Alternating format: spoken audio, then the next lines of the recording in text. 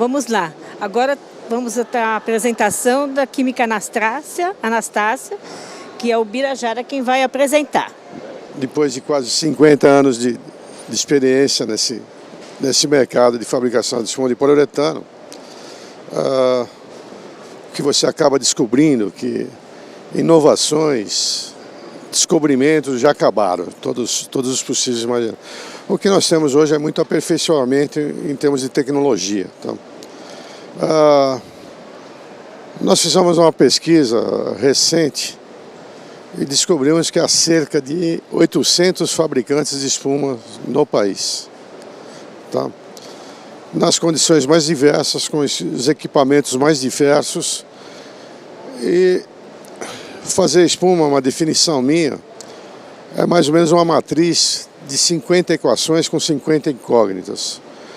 Então, em 800 fabricantes de espumas, você vai encontrar 800 condições diferentes. O que dá certo num, necessariamente não vai dar certo em outro, tá? Isso não é obrigatório. Mas a Química Anastácia é uma empresa de mais de 80 anos de existência. Ela começa no mercado com fabricação de glicerina. E nós estamos aí, nesse tempo todinho, nós vivemos uma época do regime militar, por exemplo, em que existia uma lei da similaridade. Se alguém no Brasil fabricasse, você não podia importar.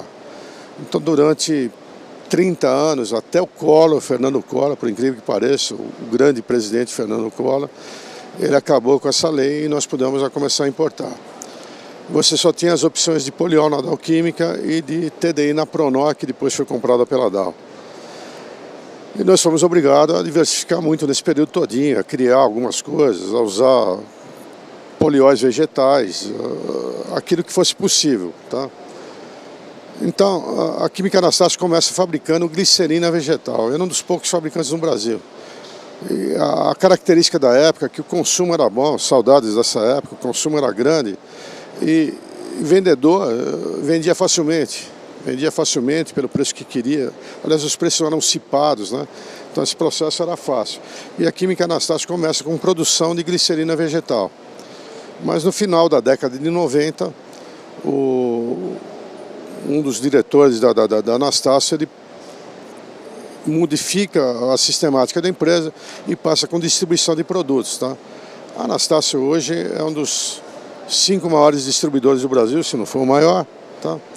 E nesse setor de poliuretanos ele é um grande distribuidor também. E a opção nossa, depois de tudo isso que eu falei, é o seguinte: 800 fabricantes, 800 condições diferentes de fazer espuma. O que a gente oferece a mais? O que ela pode oferecer a mais para os seus clientes? É uma assistência técnica especializada. Tá? Poder recomendar para vocês qual é o melhor equipamento, qual é o melhor produto, as novidades que tem em termos de espuma, uma espuma viscoelástica, uma espuma HR, uma espuma super soft, as espumas convencionais, as diversidades de fabricação, de necessidades são muitas. Tá? Então, só para vocês terem uma ideia, há 30 anos atrás nós fabricávamos muito densidade 6, tá? E por incrível que pareça, para colchão. Era um colchão personalizado. O cara deitava uma noite lá, ficava a marca dele no colchão direitinho. Mas ainda hoje se faz alguma coisa disso, tá? 7, 8 densidade. O Inmetro veio para tentar melhorar essa noção, essa necessidade que a gente tinha de bom colchão. E ele conseguiu em parte. Não tem grandes condições de fiscalizar, de proceder, mas ele, de certa maneira, ele levou a densidade média de colchões. Então, o que a gente se propõe? A gente se propõe a poder acompanhar o cliente, qual a necessidade dele, qual o problema dele. Tá? Às vezes, se for necessário, até pessoalmente, na fábrica deles. Na minha carreira, são quase 50 anos em produção de espumas. Eu já estive em quase todo lugar do planeta, com quase todo equipamento. Eu digo sempre para o pessoal o seguinte: eu aprendi quase tudo. O problema é que eu já estou esquecendo tudo. Mas de resto é simples, tá? Simples não, complexo, tá? Fazer espuma não é simples não. Então, Qual é uma das grandes necessidades que você tem hoje em dia? Informação, tá? E os meios disponíveis são vários e vastos, tá? Então, o que a gente pode fornecer para vocês também? Informações, tá? O que se faz por aí? O que está se usando por aí? Uma grande dificuldade que você encontra no nosso setor é o que o cliente faz, como ele chama. O que ele chama e o que ele faz são nem sempre é mesmo. Eu faço uma densidade de 30, preciso de uma espuma de 33. Aí você vai olhar a fórmula dele, não dá 20. Mas ele chama de 33. Então você tem que entender o que o cliente precisa e o que ele realmente quer, tá? Qual é a necessidade dele? O que é um HR, por exemplo? Você vai encontrar um monte de gente que pretende fazer o que faz um HR, mas ele chama de HR, tá? Se você pegar a norma e ver o que é HR, 55% mínimo de resiliência, pouca gente tem. E não é simples de fazer, mas a gente pode orientar vocês, tá? Nós temos essa condição de orientar vocês, é assim que faz, dessa maneira que faz, tá? Essa é a nossa função principal dentro da Anastácio. A Anastácio pode vender todos os produtos para você e a minha função, do Roberto, que é o outro técnico nosso, é poder orientar vocês como usa, por que usa e onde usa, tá?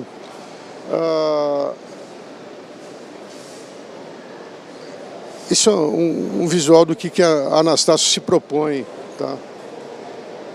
Fazer espuma, ela exige alguns conceitos básicos. Você tem que fazer uma interpretação do seu mercado, tá? Às vezes nós vendemos, além da matéria-prima, vendemos uma ideia, tá? Você pode fazer isso, você pode fazer aquilo. Então você vende essa ideia de qualquer necessidade o que seria necessário para ele, tá? Durante 20 anos eu tive uma fábrica de colchões. Não é simples, não é fácil. Volto a repetir que no princípio, na época do regime militar, por exemplo, a demanda era maior que a oferta, então era fácil de vender. Hoje é exatamente o oposto, tá? A oferta é grande e a demanda não é tão grande assim. Então vocês têm que ser criativos, tá? O que é necessário hoje para um empresário, para a empresa? Ele tem que ser competente e competitivo, tá? Não basta mais ser arrojado, quero fazer isso. Tem que fazer isso e bem, tá? Não é simples, não. A linha completa do que a Anastácio oferece, polióis, isocianatos. Não esquecer que sempre que você fala em poliuretano, o fundamental são polióis e isocianatos, tá? O resto, eu estou dizendo o resto, né? O copolímero aparece em 92, tá? Só em 92. E isso também causa uma revolução de mentalidade no mercado. Aqui no Brasil nós temos o conceito de que espuma boa é espuma dura. Está longe disso, tá? Isso aqui no Brasil, talvez entre os latinos. Na Europa, uma densidade mínima para colchão é alguma coisa em torno de 38. Tá? E pouco copolímero se usa. Se vocês tiverem oportunidade de uma fábrica de colchões, de experimentar uma espuma densidade 33, uma espuma densidade 40, uma espuma densidade 45 do 1 metro, com as normas de 1 metro, a espuma é muito dura, o colchão fica horrível. Particularmente, tá? Eu acho o colchão muito duro. Criou-se um conceito de colchão ortopédico. Quem criou o conceito de colchão ortopédico, com certeza não foi um ortopedista, tá? Foi um lojista qualquer, esse colchão duro é bom. Então não é bem isso, tá? E cada pessoa, ela tem um indivíduo, ela tem uma característica diferente. O que é bom, que você gosta de colchão, não é necessariamente o que eu gosto. Travesseiro é outra coisa super importante. Então, esses conceitos é que você precisa tentar entender. Eu vou vender colchão, legal. Que tipo de espuma? Como? Uma densidade 45 de metro é horrível, é duro, tá? É preferido dormir no chão. Então, você tem que ter esses conceitos. Nós oferecemos todas essas opções. Polióis, são dezenas de tipos de polióis, quase uma dezena de isocianatos diferentes. Os copolímeros para espuma convencional, espuma moldada. Os agentes expansores, se você fizer uma densidade baixa, O expansor principal vai ser sempre a água. É necessário que você use um cloreto. Talvez, se você for do setor de espumas flexíveis moldadas ou de espuma rígida, você vai precisar de um formiato de metila, tá? Um ecomate, um metilau, alguma coisa do gênero. O HFO talvez seja o expansor do futuro. O único problema dele hoje é que o preço dele é muito alto. Tá, não sei se algum dia eles vão conseguir corrigir essa equação de produção e custo final, tá, mas o preço do HFO, que talvez seja o expansor do futuro, seria questão de preço. Enquanto nós temos um cloreto de metileno que custa alguma coisa em torno de $1 o quilo, o HFO custa algo como $20 o quilo. Então, é inviável você fazer qualquer desenvolvimento à base disso aí, por enquanto. Tá? Auxiliares de processo são os silicones, as aminas, tá? Nós temos o octato de estanho, nós temos 2 catalisadores fundamentais em espuma, as aminas e os catalisadores organometálicos, os estanhos, tá? O dibutídeo laurato de estanho e o octato de estanho. TCPP é o retardante a chama. Existem alguns outros retardantes a chamas. Também isso é uma evolução de mercado. Por exemplo, na Califórnia, você não pode usar mais retardantes fluorados, tá? Halogenados, né? Você não pode usar mais. Na Califórnia, eles são especialistas em arrumar dificuldade. Mas você tem que absorver esse detalhe. No futuro, não vai poder usar isso. Eu vou ter que arrumar. Em determinado ponto da minha vida, eu vou ter que arrumar qual seria a opção para isso. Tá? Os aditivos, eu chamaria de facilitadores de processo. Então, não que eles sejam fantásticos, eles sejam alguma coisa espetacular, mas eles facilitam o seu trabalho. Tá? Volto a repetir, no começo, lá, quando eu falei que são 50... é uma matriz de 30 equações com 30 variáveis, tá? Eles vão te arrumar a possibilidade de você fixar, deixar algumas variáveis fixas, tá? Pode dizer um pouquinho do número de variáveis. E a gente procura desenvolver um aditivo para a necessidade do cliente. O que você faz, o que você pretende fazer, tá? Então, silicones, vocês já escutaram falar um monte sobre silicone. Os silicones eles têm duas funções básicas, eles são estabilizadores e estruturadores. Mas você não consegue fazer com que um silicone ele seja bom para essas duas funções deles, tá? Estruturador e estabilizador. Então, os fabricantes de silicone, eles criam silicones que são médios para essas duas funções. As densidades altas precisam muito de estruturação, as densidades baixas precisam muito de estabilização. Então, a maior parte dos silicones eles são médios nessas duas propriedades. Você poderia usar nos dois. Às vezes vocês vão escutar falar de um silicone bom para densidade alta e um silicone bom para densidade baixa.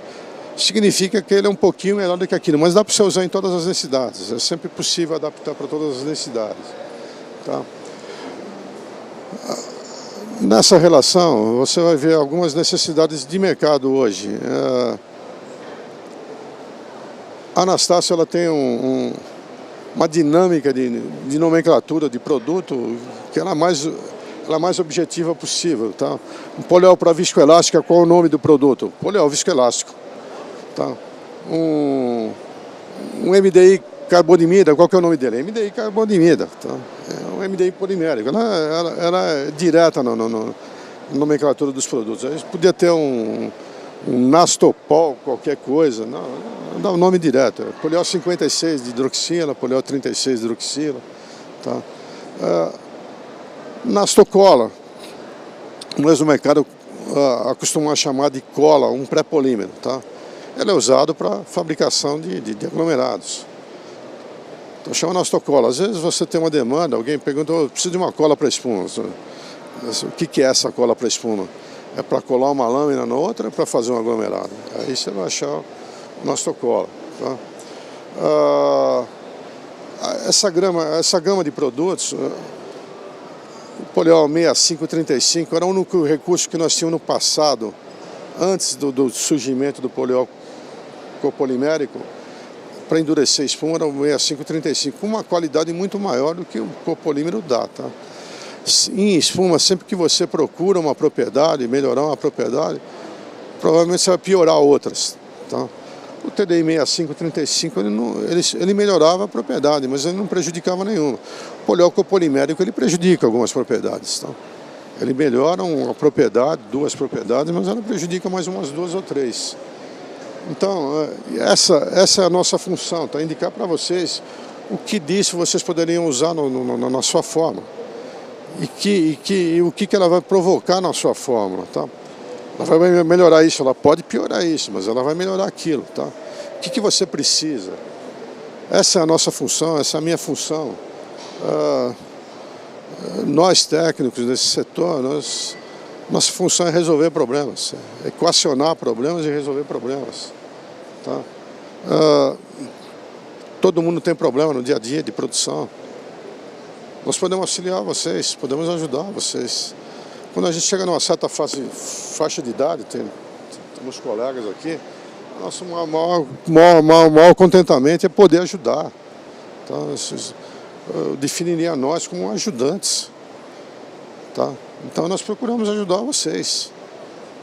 Veja qual a sua necessidade e converse com a gente, tá? Essa é a nossa obrigação, esse é o nosso objetivo.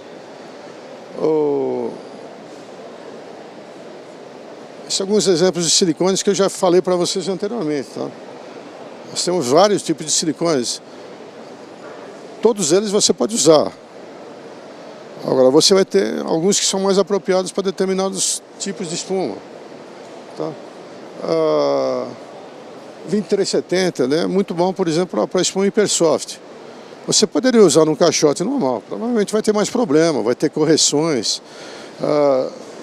Quando você entra muda o silicone, você vai ter provavelmente que corrigir a sua catalisação.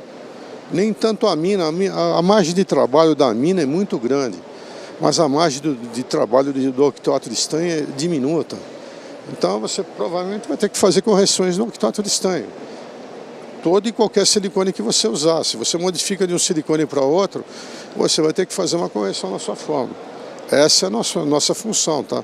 Indicar para vocês o que vocês devem fazer, qual seria o caminho mais fácil, tá? Mas as possibilidades de fabricação de silicone são centenas, milhares de tipos de silicone diferentes.